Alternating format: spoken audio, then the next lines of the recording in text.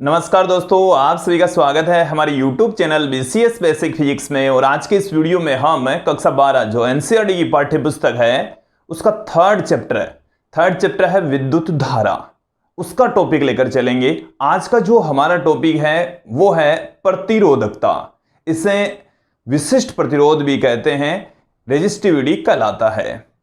देखिए, नाम से ही स्पष्ट है कि प्रतिरोधकता ये विभिन्न प्रकार के पदार्थों के लिए प्रतिरोध की वैल्यू को निर्धारित करता है।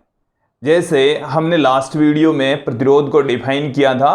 प्रतिरोध क्या है, मैं एक बार फिर से आप लोगों को याद दिलाता हूं। प्रतिरोध, रेजिस्टेंस क्या होता है। देखिए, धारा के मार्ग में उत्पन्न बाधा। आपके पास में कोई चालक हैं, जैसे ये कोई चालक हैं, तो चालक के अंदर जब आप इसके सिरों पर विभवांतर लगा देते हैं, इस चालक के सिरों पर क्या लगा देंगे, विभवांतर लगा देंगे, तो विभवांतर लगाने पर इसके अंदर से आवेशों का प्रवाह होगा, जिसे हम धारा कहते हैं। आवेश क्या होंगे, प्रवाहित होंगे, आवेशों का प्रवाह होगा। उच्च विभव से निम्न विभव की ओर होगा। जैसे मैं इसको उच्च विभव पर मान लूं, इस सिरे को निम्न विभव पर कंसीडर कर ले। आवेश का प्रवाह होगा जिसको हम कहते हैं विद्युत धारा, अर्थात धारा प्रवाहित होगी। तो आवेश के प्रवाह के मार्ग में जो बाधा उत्पन्न होती है, जो रुकावट है, आवेश यहां से उच्च विभव से निम्न विभव की ओर जा रहा है, तो ये इसमें से ही जाएगा, इस मैटर के अंदर से जाएगा। ये हमारे पास में चालक है, तो इसके अंदर से होता हुआ जाएगा। आवेश चालक के अंदर से प्रवाहित होगा, गति करेगा। तो इसके अंदर से जब गति करता है तो उसके मार्ग में बाधा उत्पन्न होती है, रुकावट जो उत्पन्न होती है, उस रुकावट को ही हम प्रतिरोध कहते हैं। उस रुकावट को ही हम क्या कहेंगे, प्रतिरोध कहेंगे। ये हमने प्रतिरोध की परिभाषा लास्ट वीडियो में दी थी, ओम के नियम में हमने इसको पढ़ लिया था। क्लियर। अब आज हम देख रहे हैं एक नया टॉपिक, प्रतिरोधकता। देखिए, प्रतिरोधकता क्या है, अलग अलग पदार्थों के लिए ये बताएगा कि किसका प्रतिरोध कम होता है, किसका प्रतिरोध ज्यादा होता है।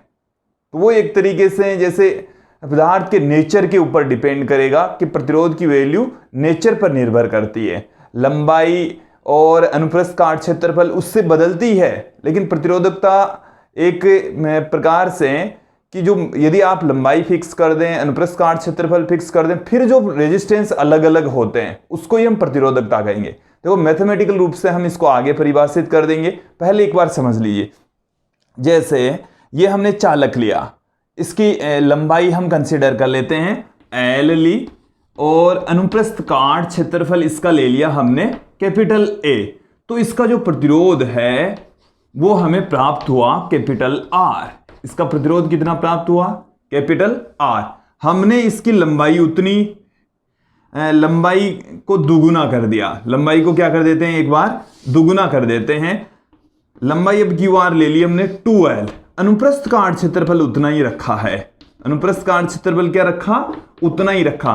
तो अब आपने इसकी लंबाई 2 टाइम्स कर दी, दुगुनी ले ली, तो धारा के मार्ग में उत्पन्न जो बाधा है वो पहले की तुलना में दुगुनी आएगी। प्रतिरोध दुगुना हो जाएगा। प्रतिरोध क्या हो जाएगा, दुगुना। तो लंबाई जैसे ही बदली तो प्रतिरोध तो बदल गया। लंबाई बदलते ही प्रतिरोध क्या हो गया, चेंज हो गया है, प्रतिरोध बदल गया है। और जैसे अनुप्रस्थ काट क्षेत्रफल आप दुगुना कर देते हैं, अनुप्रस्थ काट क्षेत्रफल इसका आपने क्या कर दिया, पहले अनुप्रस्थ काट क्षेत्रफल था A, और अब अनुप्रस्थ काट क्षेत्रफल कर दिया इसका 2A। अनुप्रस्थ काट क्षेत्रफल क्या कर दिया, इस चालक का 2A कर दिया। तो अब जो रेजिस्टेंस है वो पहले की तुलना में आधा हो जाएगा। इसका रेजिस्टेंस 2 टाइम्स हो जाएगा, इसका रेजिस्टेंस पहले की तुलना में, इसकी तुलना में आधा रह जाएगा, R/2 रह जाएगा। तो ये ऐसे क्यों हुआ, क्योंकि लंबाई जब चेंज होती है, जब अनुप्रस्थ काट क्षेत्रफल बदलता है, तो प्रतिरोध की वैल्यू बदल जाती है, प्रतिरोध का मान चेंज हो जाता है। बट एक हम ऐसी राशि यहां पर निर्धारित करेंगे कि लंबाई से या अनुप्रस्थ काट क्षेत्रफल से वो प्रभावित नहीं होती, और उस राशि को हम यहां पर प्रतिरोधकता कह रहे हैं, विशिष्ट प्रतिरोध कहा जा रहा है। देखिए, विशिष्ट प्रतिरोध की परिभाषा हम प्रतिरोध की निर्भरता से ही फाइंड आउट करेंगे। प्रतिरोध का जो मान होता है वो चालक की लंबाई के समानुपाती होता है। प्रतिरोध की जो वैल्यू है वो चालक की लंबाई के समानुपाती। जैसे आपने चालक की लंबाई को L से 2L कर दिया, 2 टाइम्स कर दिया, तो प्रतिरोध भी दुगुना हो गया। लंबाई दुगुनी तो प्रतिरोध भी दुगुना। इसका मतलब ये हुआ है कि प्रतिरोध का जो मान है वो लंबाई के समानुपाती होता है। क्लियर? यहां पर देखिए, आपने अनुप्रस्थ काट क्षेत्रफल दुगुना कर दिया तो प्रतिरोध आधा हो गया, क्योंकि पहले तो इतने से भाग में से आवेश जा रहा था इस सिरे से इस सिरे पर।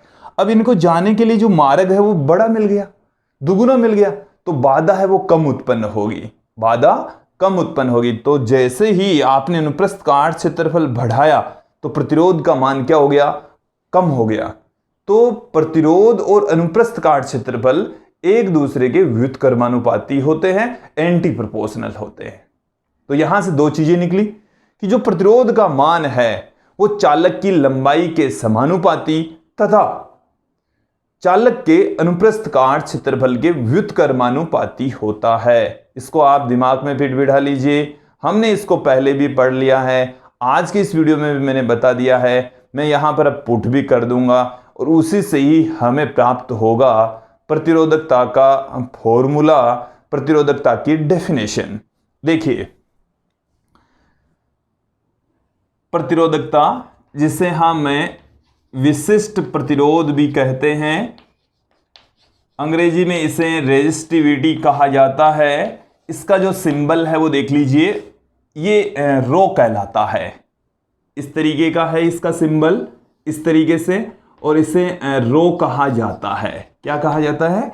रो। अब देखिए, जो प्रतिरोध है किसी चालक का प्रतिरोध, किसी चालक का जो प्रतिरोध है वो किस पर डिपेंड करता है? किसी चालक का प्रतिरोध उसकी लंबाई के समानुपाती, उसकी चालक का प्रतिरोध उसकी लंबाई के समानुपाती, लंबाई के समानुपाती तथा अनुप्रस्थ काट क्षेत्रफल के, अनुप्रस्थ काट क्षेत्रफल के व्युत्क्रमानुपाती होती है, व्युत्क्रमानुपाती होती है। क्लियर? अब यहां पर हम कंसीडर कर लेंगे कि हमारे पास में एक चालक है जिसकी लंबाई स्मॉल l और अनुप्रस्थ काट क्षेत्रफल कैपिटल A है। तो उस कंडीशन में जो प्रतिरोध है उसकी वैल्यू किस तरीके से निर्भर करेगी? जैसे ये हमारे पास में कोई चालक है, ये क्या ले लिया हमने? एक चालक दिखा दिया है जिसकी लंबाई हम कितनी ले लें? l, और इसका जो अनुप्रस्थ काट क्षेत्रफल है वो कितना है? A। यदि चालक की लंबाई, चालक की लंबाई कितनी है? L है। तो चालक की लंबाई L है तो जो प्रतिरोध है वो इस लंबाई के समानुपाती होगा। ये समानुपाती का साइन है। प्रतिरोध की जो वैल्यू है वो लंबाई के समानुपाती होती है। इक्वेशन नंबर 1 आप लोगों को समझ में आ गई। इसके पश्चात हम देखते हैं इसका दूसरा पार्ट, अनुप्रस्थ काट क्षेत्रफल के व्युत्क्रमानुपाती होता है। चालक का प्रतिरोध अनुप्रस्थ काट क्षेत्रफल की क्या रहेगा? व्युत्क्रमानुपाती। तो तथा चालक का अनुप्रस्थ काट क्षेत्रफल, अनुप्रस्थ काट क्षेत्रफल, चालक का अनुप्रस्थ काट क्षेत्रफल कैपिटल A है तो, कैपिटल A है तो जो कैपिटल R है वो 1/A के समानुपाती, या कैपिटल R है वो A के व्युत्क्रमानुपाती होता है। L के समानुपाती तथा कैपिटल ए के व्युत्क्रमानुपाती होता है। अब हम समीकरण 1 और 2 को कंबाइन करके यहां पर हम पुट कर देंगे। समीकरण 1 और 2 से क्या लिखा जा सकता है, बोलिए। समीकरण 1 व 2 से हमने इन दोनों को कंबाइन करके लिख दिया, क्योंकि दोनों ही आर के समानुपाती हैं ये, तो मैंने एक साथ में पुट कर दिया। क्या पुट किया है, आर समानुपाती होगा एल बट्टे में ए के, एल बट्टे में ए के। तो विद्यार्थियों, आप लोगों को यहां तक समझ में आ गया, जो कैपिटल आर है वो समानुपाती है एल बट्टा कैपिटल ए के। अब हम आगे देख लेते हैं। यहां से हम क्या पुट कर देंगे, प्रोपोर्शनल का साइन हटा देंगे और एक कांस्टेंट पुट करेंगे। तो देखिए, प्रोपोर्शनल का साइन हटा दिया हमने, इक्वल का साइन लगा दिया। जब भी समानुपाती का चिन्ह हटता है तो इक्वल का निशान आ जाता है। इक्वल के निशान के साथ हमें एक कांस्टेंट अवश्य आएगा। तो जो कांस्टेंट आता है वो होता है समानुपाती स्थिरांक, और यहां पर जो समानुपाती स्थिरांक है उसको हम पुट कर रहे हैं रो से। ये क्या है, रो। तो ये प्रतिरोध का फॉर्मूला आ चुका है, ये प्रतिरोध का फॉर्मूला आ चुका है, रो एल अपॉन में ए, जहां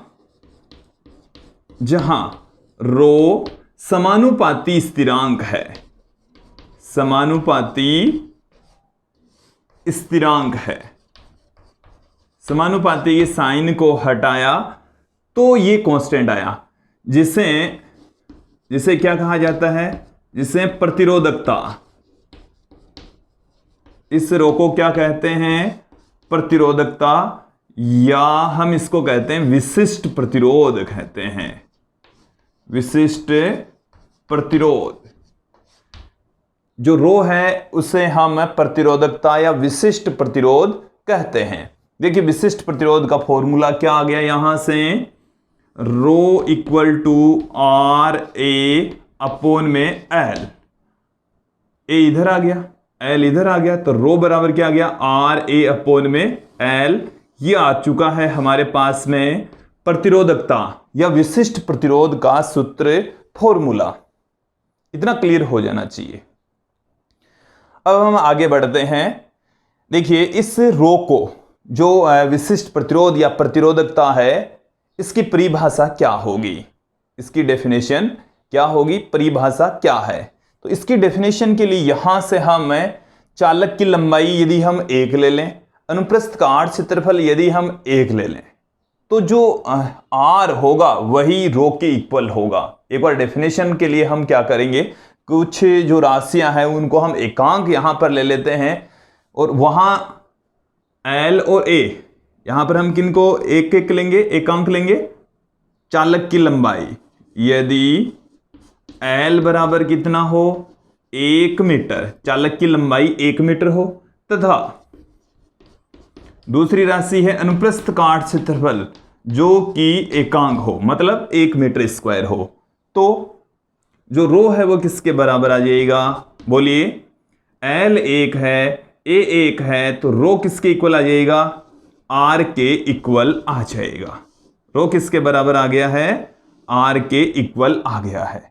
अब यहां से हम इस प्रतिरोधकता की डेफिनेशन पुट कर सकते हैं। देखिए, डेफिनेशन सुन लीजिए कि यदि एकांक लंबाई वाले तथा एकांक अनुप्रस्थ काट क्षेत्रफल वाला कोई चालक है तो उसका प्रतिरोध ही प्रतिरोधकता कहलाता है। एक बार फिर से डेफिनेशन सुन लीजिए। बट्टे वाली राशि को आप यदि 1 करते हैं तो हम इसे कह देंगे प्रति एकांक लंबाई व एकांक अनुप्रस्थ काट क्षेत्रफल वाले चालक तार का प्रतिरोध ही प्रतिरोधकता कहलाता है। एक बार डेफिनेशन फिर से सुन लीजिए कि प्रति एकांक लंबाई तथा एकांक अनुप्रस्थ काट क्षेत्रफल वाले तार का प्रतिरोध ही प्रतिरोधकता कहलाता है। देखिए क्या होगी डेफिनेशन, प्रति एकांक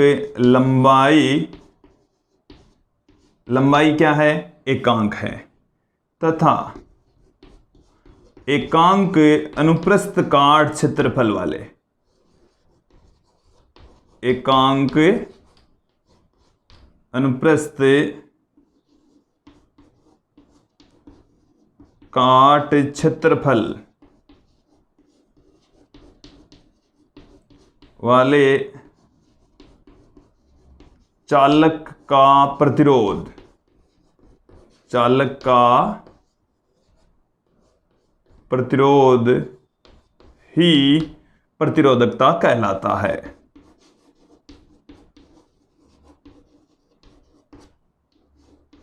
प्रतिरोधकता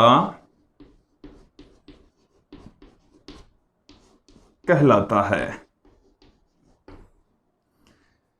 एकांक लंबाई और एकांक अनुप्रस्थ काट क्षेत्रफल वाला यदि कोई चालक है तो उसका प्रतिरोध ही प्रतिरोधकता के तुल्य होगा। तो ये थी प्रतिरोधकता की डेफिनेशन। अब यहां पर हम देखेंगे प्रतिरोधकता के मात्रक और विमाएं कि प्रतिरोधकता का मात्रक क्या है, प्रतिरोधकता की विमा क्या है।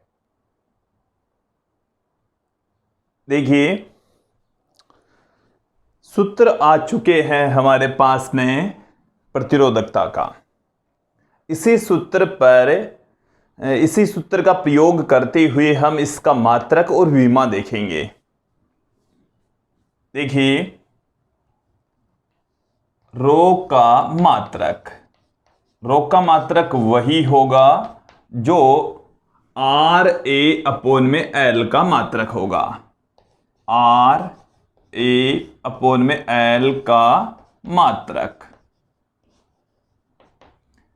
देखिए दोस्तों जो आर है इसका मात्रक होता है ओम, ए यहां पर क्षेत्रफल जिसका मात्रक होता है मीटर स्क्वायर, एल यहां पर लंबाई जिसका मात्रक होता है मीटर। मीटर से एक मीटर कैंसिल हो गया, इसका मात्रक आ गया है ओम इंटू मीटर।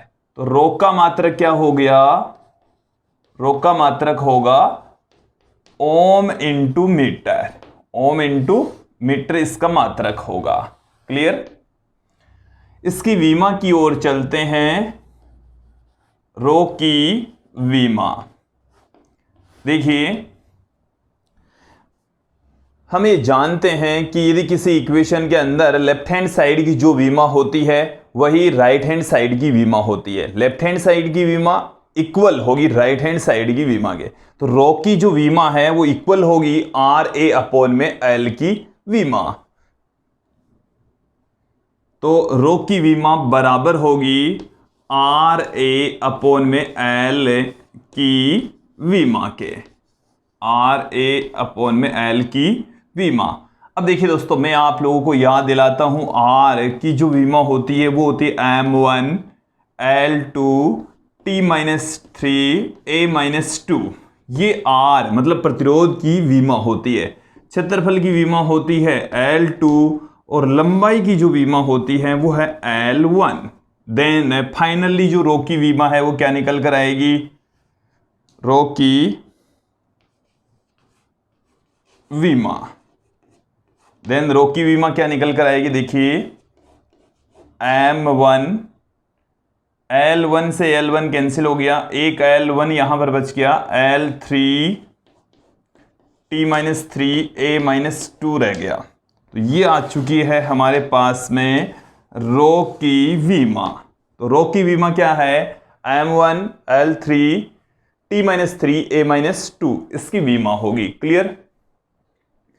अब देखिए दोस्तों कि जो रो है उसका मान किन कारकों पर डिपेंड करता है, किन कारकों पर निर्भर करता है। तो ये जो फॉर्मूला है उसके अकॉर्डिंग तो ये लगता है कि जैसे ए के ऊपर भी डिपेंड करता है, एल पर भी निर्भर करता है, बट ऐसा नहीं है।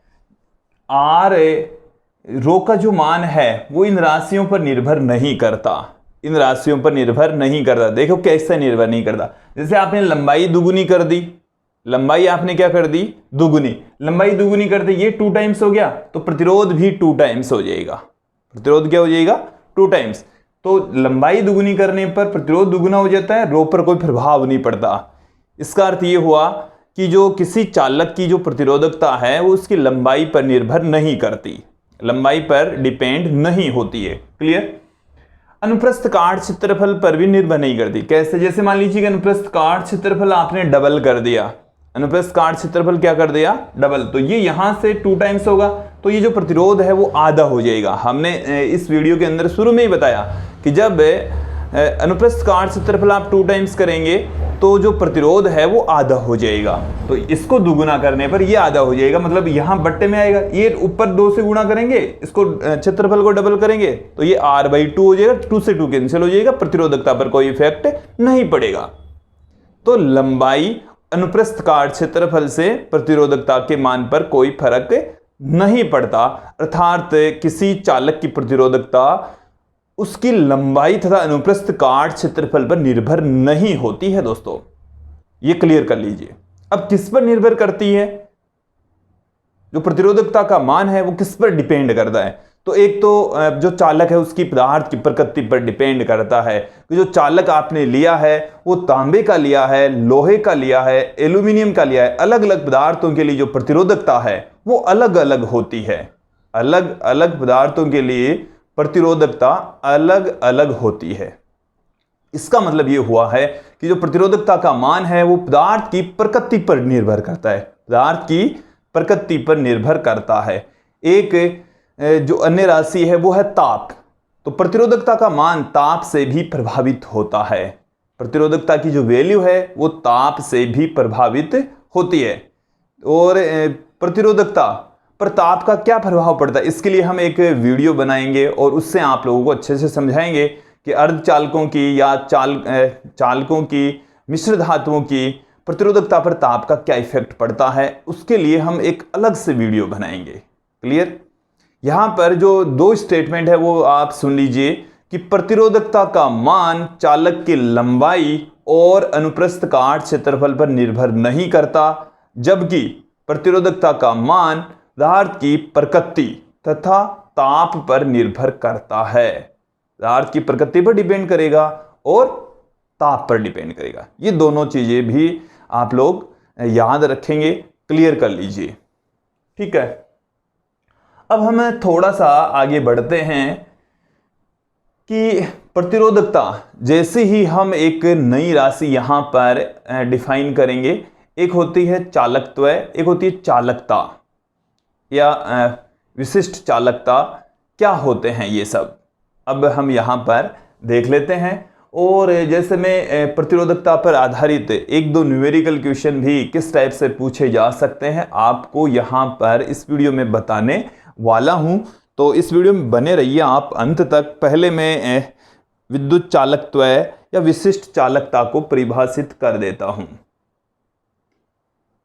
अब हम थोड़ा सा और आगे बढ़ते हैं। विद्युत चालकत्व, देखिए विद्युत चालकत्व क्या है? प्रतिरोध के व्युत्क्रम को विद्युत चालकत्व कहते हैं। देखिए इसका मतलब क्या है कि जो प्रतिरोध है वो तो हमें ये बताता है कि किसी चालक के अंदर धारा के मार्ग में कितनी बाधा उत्पन्न होती है। कोई चालक है और आवेशों के प्रवाह में या धारा के मार्ग में जो बाधा उत्पन्न होती है उसको हम प्रतिरोध कहते हैं। अब चालकत्व, विद्युत चालकत्व क्या है? विद्युत चालकत्व का मतलब है कि आवेश कितनी आसानी से प्रवाहित होते हैं। आवेश कितनी आसानी से, किसी चालक में से आवेश कितनी इजी तरीके से प्रवाहित होते हैं, उसको हम कहते हैं चालकत्व। कि किसी चालक में से आवेश वाहक या जो धारा है वो कितनी आसानी से प्रवाहित होती है, इसको बताने वाली राशि विद्युत चालकत्व होती है।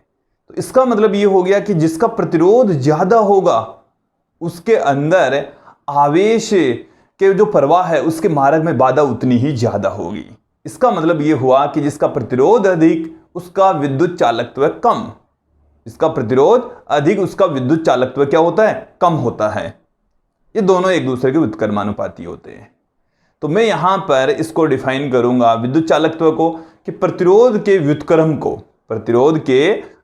को विद्युत चालकत्व कहते हैं। इसको कैपिटल जी से लिखा जाता है। इससे लिखा जाता है कैपिटल जी से, प्रतिरोध के व्युत्क्रम के इक्वल इसकी वैल्यू होती है। तो एक बार फिर से इसको मैं समझा देता हूं कि जो प्रतिरोध एक्चुअल में होता है वो होता है धारा के मार्ग में या आवेश वाहकों के मार्ग में बाधा या रुकावट। तो प्रतिरोध ज्यादा, इसका मतलब है कि आवेश जब प्रवाहित होते हैं तो उनके मार्ग में बाधा भी उतनी ही ज्यादा। अब जो विद्युत चालकत्व होता है इसका ठीक अपोजिट होता है। विद्युत चालकत्व यह बताता है कि किसी चालक में से आवेश कितनी आसानी से प्रवाहित हो रहे हैं, किसी चालक में से आवेश कितनी आसानी से प्रवाहित हो रहे हैं, यह बताने वाली जो राशि है उसे हम विद्युत चालकत्व कहते हैं, उसे विद्युत चालकत्व कहा जा रहा है। क्लियर? तो इसकी जो मैथमेटिकल डेफिनेशन सीधी सी निकल कर आती है कि जहां प्रतिरोध अधिक होगा वहां चालकत्व कम होगा, जहां प्रतिरोध कम होगा वहां पर चालकत्व अधिक होगा। अर्थात प्रतिरोध के व्युत्क्रम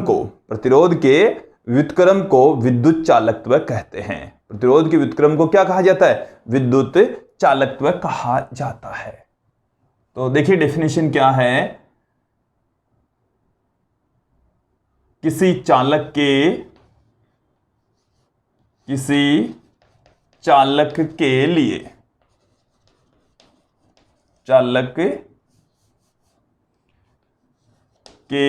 लिए प्रतिरोध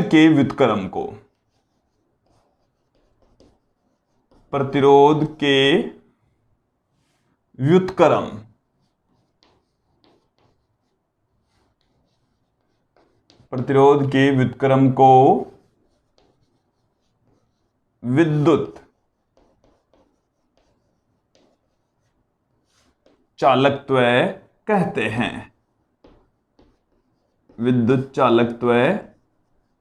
हैं। क्लियर? अब देखिए विद्युत चालकत्व को हम कैपिटल जी से प्रदर्शित करते हैं। विद्युत चालकत्व इसको हम किससे लिखेंगे? कैपिटल जी से इसे लिखा जाएगा और ये 1 में प्रतिरोध के बराबर होता है। 1 में प्रतिरोध के बराबर होता है। तो कैपिटल जी बराबर होता है 1/R, ये इसका फॉर्मूला होता है। क्लियर? कैपिटल जी बराबर आ गया 1/R और R बराबर होता है रो L/A। तो यहां से देखिए A/रो, ये भी इसे पुट कर सकते हैं। क्लियर? अब देखिए जी का मात्रक, हम इसके बारे में ज्यादा विस्तृत जानकारी नहीं ले रहे हैं, इसके मात्रक विमा की ओर चलते हैं। तो जी का मात्रक क्या होगा? 1/R का मात्रक। 1/R का मात्रक ही जी का मात्रक हो जाएगा। तो 1/ओम इसका मात्रक होता है। 1/ओम इसका मात्रक होता है। या इसके मात्रक को देखो ओम इनवर्स, इसका मात्रक क्या कहा जाता है? Ohm inverse.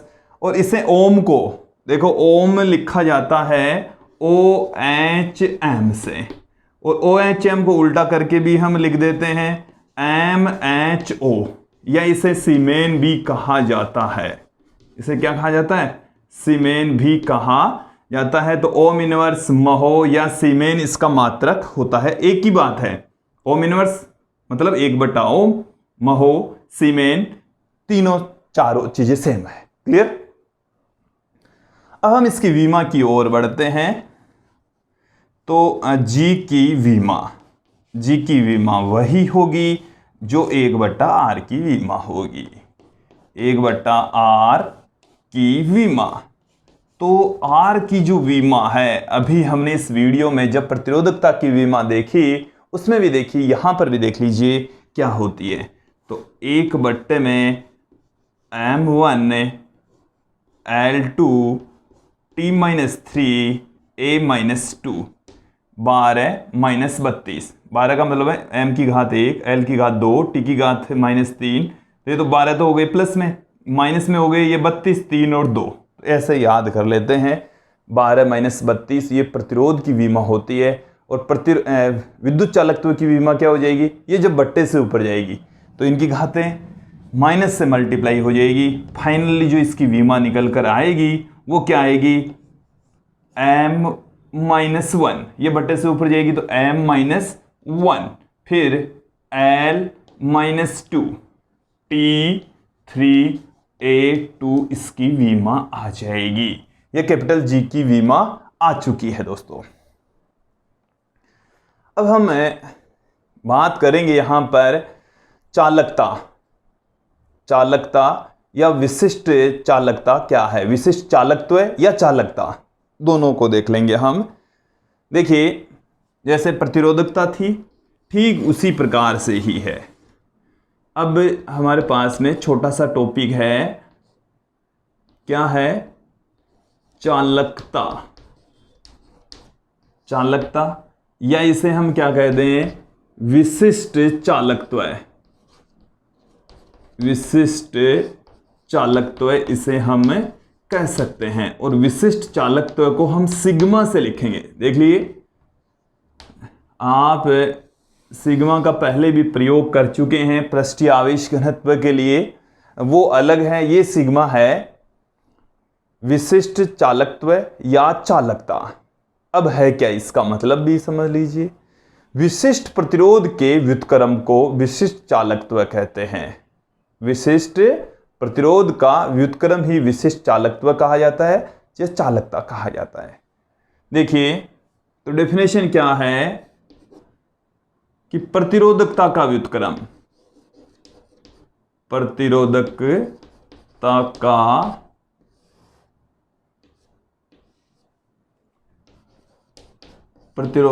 का व्युत्क्रम चालकता कहलाता है। चालकता कहलाता है।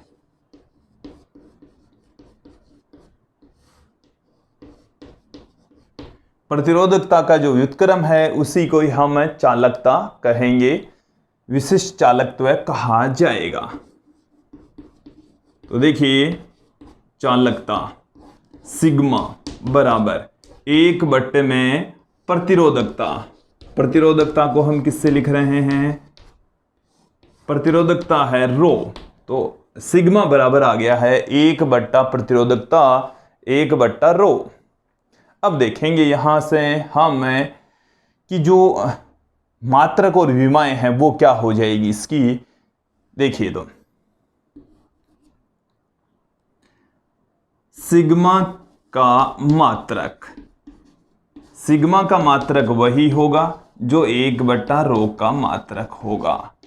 अब रो का जो मात्रक होता है वो होता है ओम इंटू मीटर, तो इसका मात्रक हो गया 1 ओम इंटू मीटर। इसे हम क्या कह देंगे, ओम इनवर्स मीटर इनवर्स, या हम इसको कह देंगे महो प्रति मीटर, या इसको सीमेन प्रति मीटर भी कह देते हैं। क्लियर। तो ओम इनवर्स मीटर इनवर्स इसका मात्रक होता है। अब बात करेंगे इसकी विमा की, तो विमा भी देख लीजिए। सिग्मा की विमा, सिग्मा की विमा वही होगी जो 1 रो की विमा होगी। अब रो की विमा अभी हमने थोड़ी देर पहले ही देखी है, उसके अकॉर्डिंग देखिए M1 L3 T-3 A-2, और जब ये बट्टे से ऊपर जाएगी तो हमारे पास में सिग्मा की विमा आ जाएगी। तो सिग्मा की विमा बराबर हमारे पास में आ चुका है m की घात -1 l की घात -3 t की घात 3 a की घात 2, ये आ चुकी है सिग्मा की विमा, मतलब विशिष्ट चालकत्व की विमा या चालकता की विमा आ चुकी है। तो दोस्तों इस वीडियो में हमने बहुत कुछ देख लिया है, आगे भी हम बहुत कुछ देखने वाले हैं, कंटिन्यू बने रहिए। अब हम यहाँ पर देखेंगे प्रतिरोधकता का एक ऐसा सूत्र जो कि n इलेक्ट्रॉन घनत्व, इलेक्ट्रॉन के आवेश, विश्रांति काल तथा इलेक्ट्रॉन के द्रव्यमान के पदों में होगा। देखिए कैसे उस रिलेशन को हम फाइंड आउट कर सकते हैं। देखिए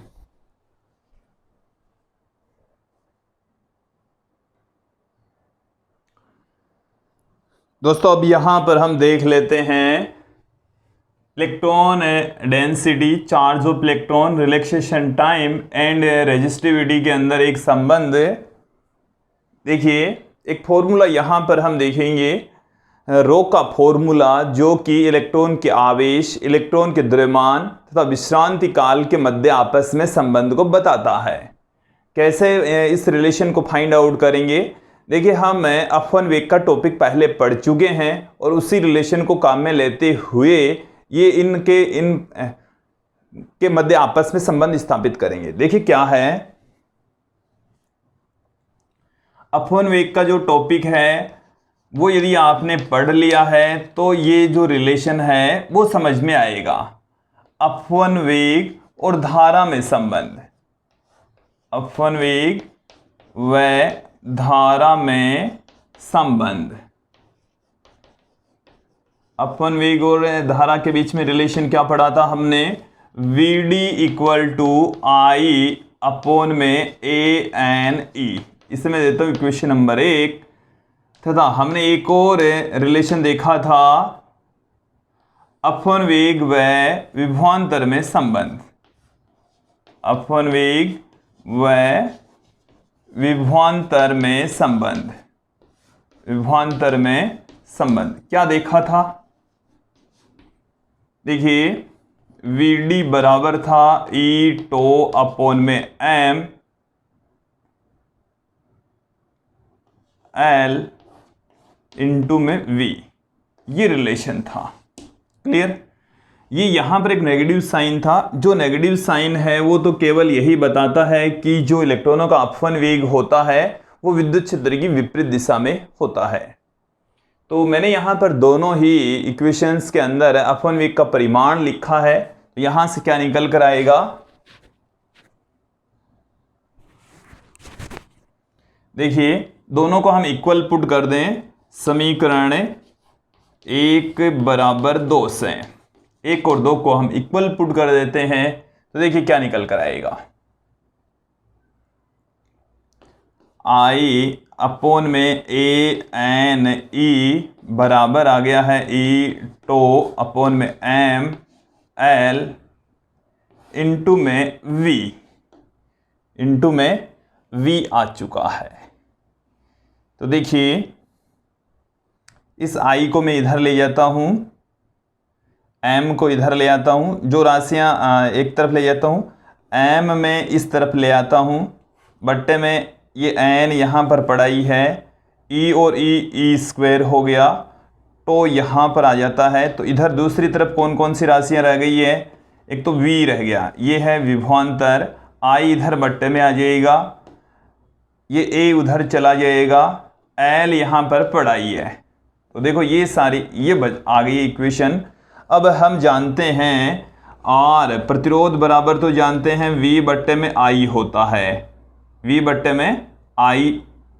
तो यहां पर यदि हम R पुट कर दें तो हमें क्या मिल जाएगा,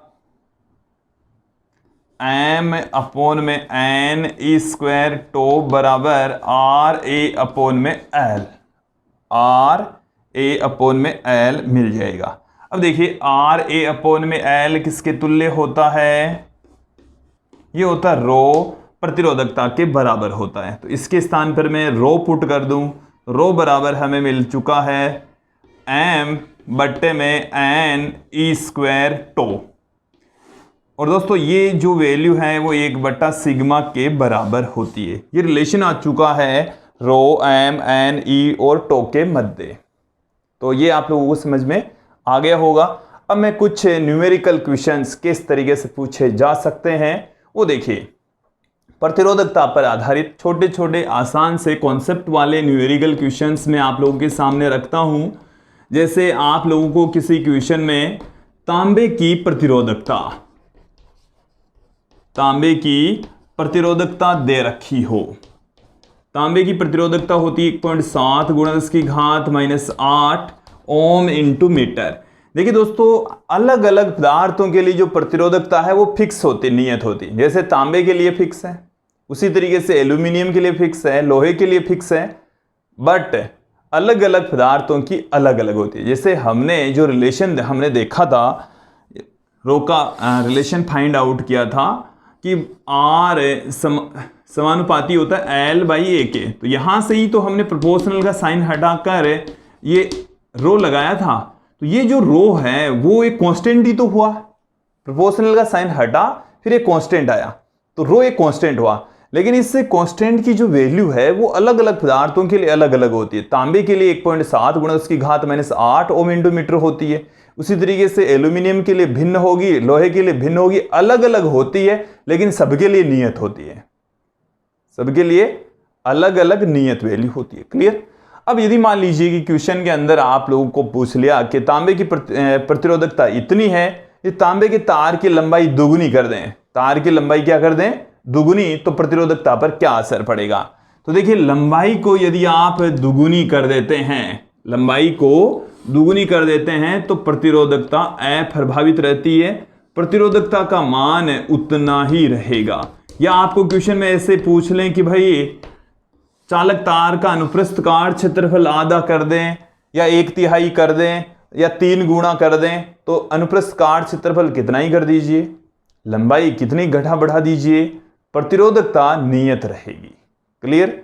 तो आप लोगों को क्वेश्चन के अंदर इस तरीके से दे दें कि भाई 1 मीटर लंबा तार है, उसकी प्रतिरोधकता इतनी, तो 2 मीटर लंबे तार की प्रतिरोधकता कितनी होगी, तो भी उतनी ही होगी, लंबाई से कोई फर्क नहीं पड़ता। एक बार बोर्ड एग्जाम में क्वेश्चन पूछा हुआ है इस तरीके का कि आपके पास में इस तरीके की कोई छड़ है, ऐसे कोई छड़ है और इस तरीके की दूसरी छड़ है, इसकी लंबाई है 1 मीटर और इसकी लंबाई है 2 मीटर। ठीक है, इसकी प्रतिरोधकता है ρ1, इसकी प्रतिरोधकता है ρ2। तो दोनों के बीच में क्या संबंध होगा, तो दोनों के बीच में क्या संबंध होगा। वैसे दिखने में तो क्वेश्चन में घुमाने में ऐसे घुमा दे भाई इसकी 1 मीटर, इसकी 2 मीटर, तो ये दुगुनी हो जाएगी, ये दुगुनी हो जाएगी, बट ऐसा नहीं है। यदि ये दोनों एक ही पदार्थ के बने हैं तो इनकी प्रतिरोधकताएं इक्वल होगी, ρ1 बराबर होगा ρ2 के, ρ1 बराबर होगा ρ2 के। देखो इसको समझ लो कि 1 मीटर लंबे तार की प्रतिरोधकता और उसी पदार्थ के बने 2 मीटर लंबे तार की प्रतिरोधकता सेम होगी। डायग्राम देकर क्वेश्चन में थोड़ा सा घुमाने का हमारे को प्रयास किया था, बट थोड़ा सा आप लोगों को क्लियर रखना है, ध्यान रखना है कि लंबाई बढ़ा देने से प्रतिरोधकता की वैल्यू प्रभावित नहीं होती है, प्रतिरोधकता अपरिवर्तित होती है। तो इसी पर आधारित छोटे मोटे क्वेश्चंस पूछे जा सकते हैं, 1 नंबर के क्वेश्चंस पूछे जा सकते हैं। तो यहाँ तक विद्यार्थियों आप लोगों को समझ में आ गया होगा। आज के इस वीडियो में इतना ही। धन्यवाद दोस्तों।